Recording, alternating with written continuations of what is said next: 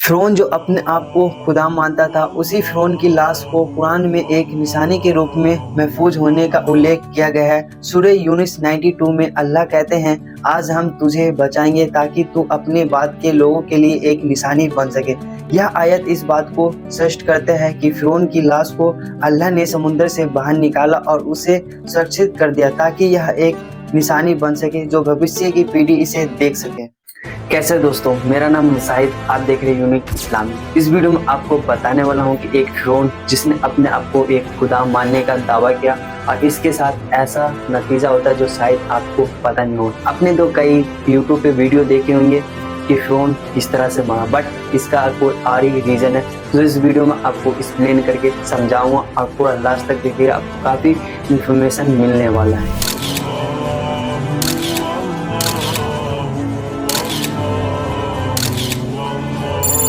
दोस्तों, आपको पार्ट 1 में भी बताए थे कि फ़िरौन ने किस तरह से अपनी शक्ति का दुरुपयोग करा और इजरायली लोगों को बुरी मौत के घाट उतार दिया।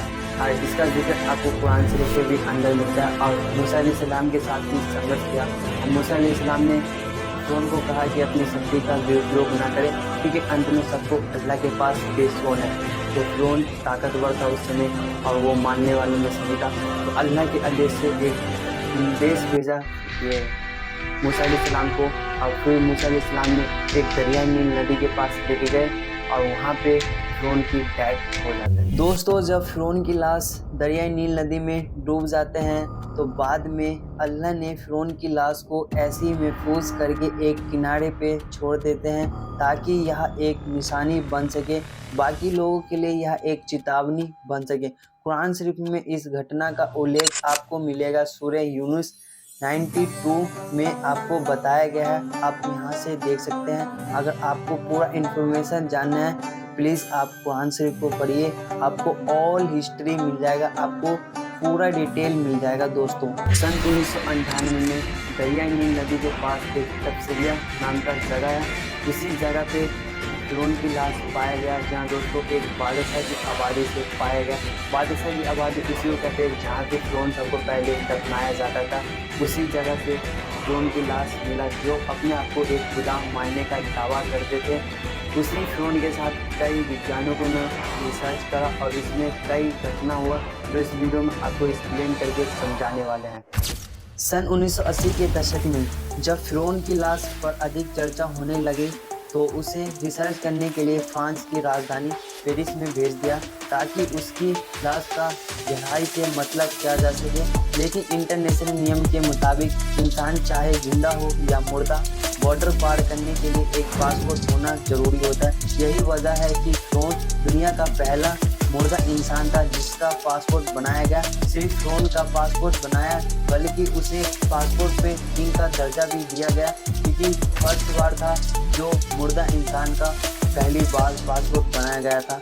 मकाइबर तो उसकी जिम्मेदारी वहाँ के सबसे बड़े वैज्ञानिक जिसका नाम था मोरिस बुखाई को सौंप दिया गया। इन्हें आज भी फ्रांस के इतिहास का सबसे बड़ा सर्जन माना जाता है।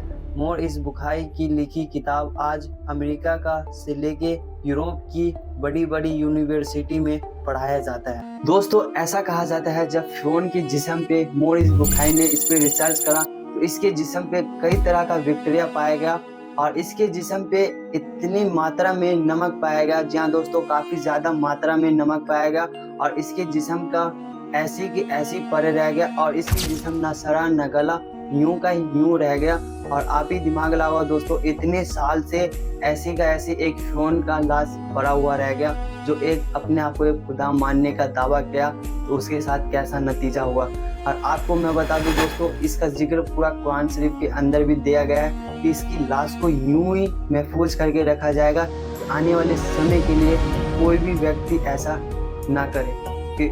फिर जब मोरिस बुखाई ने इस पर रिसर्च कर लिया तो इसको ऐसी एक बॉक्स में, शीशे के बॉक्स में पैक करके मिस्र के अंदर भेज दिया, जो सारे लोग इसको देखे और ऐसी गलती ना करें।